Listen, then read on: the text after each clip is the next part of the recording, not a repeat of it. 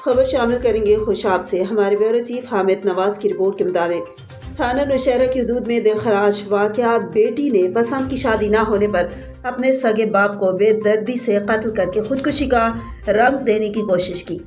تفصیلات کے مطابق تھانہ نوشہرہ کی حدود میں واقع علاقہ سبرال میں بیٹی نے پسند کی شادی نہ ہونے پر اپنے 2 ساتھیوں کی مدد سے اپنے سگے باپ احمد نواز کو قتل کر لیا۔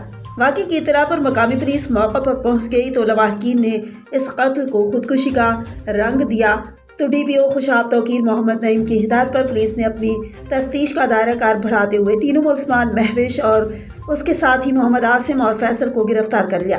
قتل کی وجہ پسند کی شادی نہ ہونے پر ملزمہ مہوش نے اپنے آشنا محمد عاصم اور اس کے دوست فیصل کے ساتھ مل کر اپنے باپ کا قتل کر دیا۔